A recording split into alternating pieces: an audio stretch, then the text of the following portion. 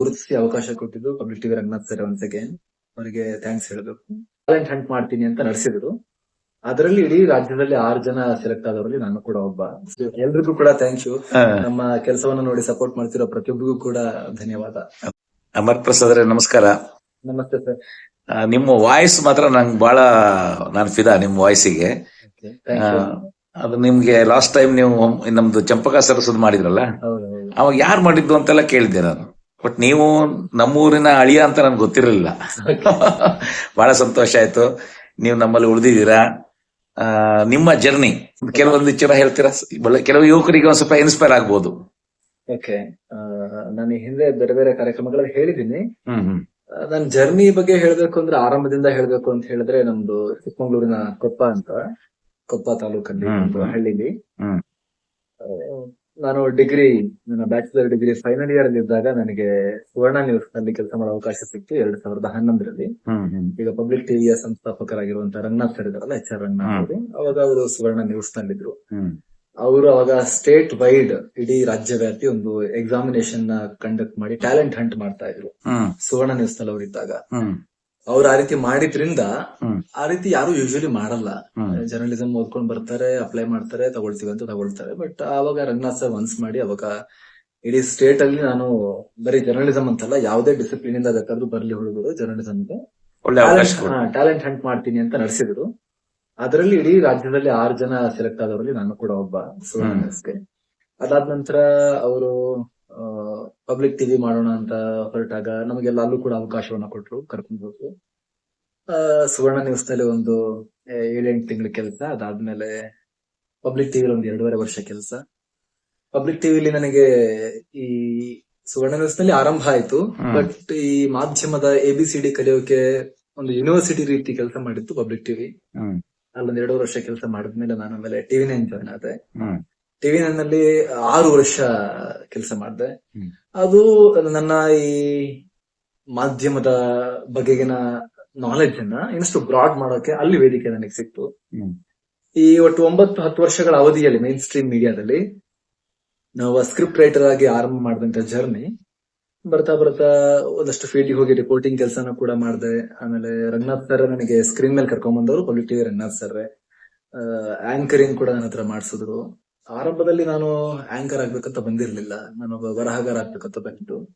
ಬರವಣಿಗೆ ನಂಗೆ ಇವತ್ತಿಗೂ ತುಂಬಾ ಆಸಕ್ತಿ ಇರೋದು ಆಂಕರಿಂಗ್ ಗಿಂತ.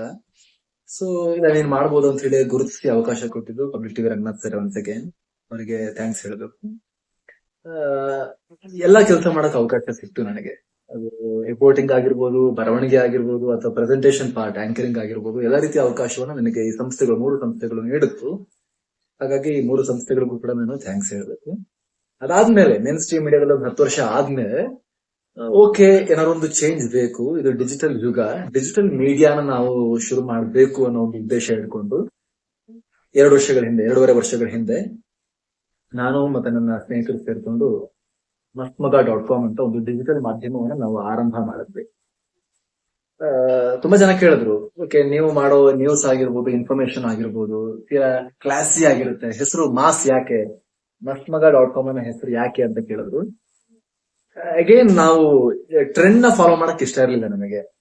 ಸೇಮ್ ಒಂದು ಸ್ಟೈಲ್ ಅಲ್ಲಿ ಇರ್ಬೇಕು, ಒಂದು ಕ್ಲಾಸ್ ನಲ್ಲೇ ಇರ್ಬೇಕು, ನ್ಯೂಸ್ ಅಂದ್ರೆ ಕ್ಲಾಸೇ ಅನ್ನೋದು ನಮಗೆ ಬೇಕಾಗಿರ್ಲಿಲ್ಲ. ಯಾಕಂದ್ರೆ ನಮ್ಮ ರಾಜ್ಯದ ಪ್ರತಿಯೊಬ್ಬರಿಗೂ ಕೂಡ ಹೈ ಕ್ವಾಲಿಟಿ ಇನ್ಫಾರ್ಮೇಶನ್ ಅನ್ನ ಸಾಮಾನ್ಯ ಜನಕ್ಕೂ ಕೂಡ ಅರ್ಥ ಆಗೋ ಭಾಷೆಯಲ್ಲಿ, ಮಾಸ್ಗೂ ಕೂಡ ಅರ್ಥ ಆಗೋ ರೀತಿಯಲ್ಲಿ ಹೈ ಕ್ವಾಲಿಟಿ ಇನ್ಫಾರ್ಮೇಶನ್ ಅನ್ನ ಕೊಡಬಹುದು ಅನ್ನೋದನ್ನ ತೋರಿಸೋಕೋಸ್ಕರನೇ ನಾವು ಈ ರೀತಿಯ ಒಂದು ವಿಭಿನ್ನವಾದ ಪ್ರಯೋಗವನ್ನ ಆರಂಭ ಮಾಡಿದ್ವಿ.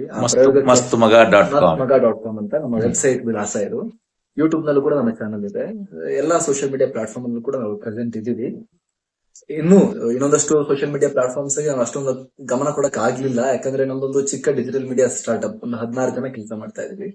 ಇನ್ನು ಟೀಮ್ ದೊಡ್ಡದು ಮಾಡ್ಕೊಳ್ಳುವಂತ ಪ್ರಯತ್ನ ನಮ್ಮ ವೀಕ್ಷಕರ ಆಶೀರ್ವಾದದೊಂದಿಗೆ ನಾವು ಮಾಡ್ತಾ ಇದೀವಿ. ಅದು ಹೋಗ್ತಾ ನಾವು ಇನ್ನಷ್ಟು ಪ್ಲಾಟ್ಫಾರ್ಮ್ ಗಳಲ್ಲಿ ನಾವು ನಮ್ಮ ಪ್ರೆಸೆನ್ಸ್ ಅನ್ನ ತರುವಂತ ಪ್ರಯತ್ನವನ್ನ ಮಾಡ್ತೀವಿ. ಇದು ಒಂದು ಸಂಕ್ಷಿಪ್ತವಾಗಿ ಹೇಳ್ಬೇಕು ಅಂದ್ರೆ ನಮ್ಮ ಜೊತೆ ಎಷ್ಟರ ಮಟ್ಟಿಗೆ ಸಕ್ಸಸ್ ಆಗಿದ್ದೀರಾ? ತೃಪ್ತಿ ಇದೆ. ಸಕ್ಸಸ್ ಅನ್ನೋದಕ್ಕೆ ಕೊನೆ ಇಲ್ಲ. ಅಲ್ಲ, ನಿಮ್ದೊಂದು ಗೋಲ್ ಇರುತ್ತಲ್ಲ, ಆ ಗೋಲ್ ಮುಟ್ಟಿದ್ದೀರಾ? ಇಲ್ಲ, ಗೋಲ್ ಕೂಡ ನೆವರ್ ಎಂಡಿಂಗ್ ಅಂತಾನೆ ನನ್ನ ಅಭಿಪ್ರಾಯ. ಬಿಕಾಸ್ ಎಷ್ಟೋ ಜನಕ್ಕೆ ಏನಾಗುತ್ತೆ, ಅವ್ರು ಜಾಬ್ ತಗೊಳ್ಳೋದು ಗೋಲ್ ಆಗಿರುತ್ತೆ. ಆ ಜಾಬ್ ಸಿಕ್ಕದ್ಮೇಲೆ ಅಲ್ಲಿಗೆ ಸೆಟ್ಲ್ ಆದ್ರೆ ನಾವ್ ಅಲ್ಲೇ ಇರ್ತೀವಿ. ಇಲ್ಲ, ಜಾಬ್ ತಗೊಂಡಾಯ್ತು, ಓಕೆ, ಇನ್ನು ಇದರಲ್ಲಿ ಪ್ರಗತಿಯನ್ನ ಸಾಧಿಸಬೇಕು ಅಂದ್ರೆ ಅದಕ್ಕೆ ಯಾವತ್ತು ಎಂಡ್ ಇದೆ ಅಂತ ನನಗೆ ಅನಿಸ್ತಾನೆ ಇಲ್ಲ. ನೆವರ್ ಎಂಡಿಂಗ್ ಅದು. ಇಲ್ಲಿ ತನಕ ಜರ್ನಿ ತೃಪ್ತಿ ಇದೆ ಅಷ್ಟೇ. ಸೊ ಇನ್ನು ಸಾಧಿಸಬೇಕಾಗಿರೋದು ಕೂಡ ಬಹಳಷ್ಟಿದೆ. ನಮ್ಮ ಪ್ರೀತಿಯ ವೀಕ್ಷಕರು ಕೂಡ ತುಂಬಾ ಚೆನ್ನಾಗಿ ಸಪೋರ್ಟ್ ಮಾಡ್ತಾ ಇದ್ದಾರೆ. ಮಸ್ತ್ ಮಗ .com ನೀವು ನಿಮ್ ಓನ್ ಅದು ಅಥವಾ ನಿಮ್ದು ಟೀಮ್ ಅಥವಾ ಪಾರ್ಟ್ನರ್ಶಿಪ್ ಆ ಟೈಪ್ ಹೆಂಗ್ ಮಾಡಿದೀರಾ? Real line media private limited ಅಂತ ನಮ್ಮ ಕಂಪನಿ ಹೆಸರು. ಅದರಲ್ಲಿ ನನ್ನ ಮುಂದಾಳತ್ವದಲ್ಲಿ ಆರಂಭ ಆಗಿತ್ತು. ಬಟ್ ಈ ತರದ ಸಹಕಾರ ಕೂಡ ಇದೆ. ಸಹೋದ್ಯೋಗಿಗಳು ಒಂದಷ್ಟು ಜನ ಜೊತೆಗಿದ್ದವರು ಇವಾಗಿಲ್ಲ, ಚೇಂಜ್ ಆಗಿದೆ, ಹೊಸೊಬ್ರು ಬರ್ತಾ ಇರ್ತಾರೆ. ಬಟ್ ಹೋಲ್ ಅಂಡ್ ಸೋಲ್ ನಿಮ್ದೇ ಇದೆ ಅದು? ಇಲ್ಲ, ಪಾರ್ಟ್ನರ್ಸ್ ಇದೆ. ಬಟ್ ನಿಮ್ಮ ಗುರಿ ಇಟ್ಕೊಂಡು ನೀವು ಮುಂದೆ ಹೋಗ್ತಾನೆ ಇದ್ದೀರಾ. ಗುರಿ ಮುಟ್ಟಬೇಕು ನೀವು ಅಂತ ನಾವು ಶುಭ ಹಾರೈಕೆ ಇದೆ, ನಮ್ದು ಇದೆ, ಖಂಡಿತ ಇದೆ. ಮತ್ತೆ ನೀವು ಕೊಪ್ಪ ನಮ್ಮ ಪಕ್ಕದ ಜಿಲ್ಲೆಯವರು, ನಮ್ಮ ಜಿಲ್ಲೆ ನೀವು ಅಳಿಯ, ಹಾಗಾಗಿ ನಮ್ಮ ಜಿಲ್ಲೆನಲ್ಲೂ ನಿಮ್ ಬಗ್ಗೆ ಬಹಳ ಅಭಿಮಾನಿಗಳಿದ್ದಾರೆ. ಎಲ್ರಿಗೂ ಕೂಡ ಥ್ಯಾಂಕ್ ಯು. ನಮ್ಮ ಕೆಲಸವನ್ನು ನೋಡಿ ಸಪೋರ್ಟ್ ಮಾಡ್ತಿರೋ ಪ್ರತಿಯೊಬ್ಬರಿಗೂ ಕೂಡ ಧನ್ಯವಾದ. ನಮಸ್ಕಾರ. ನಮಸ್ತೆ.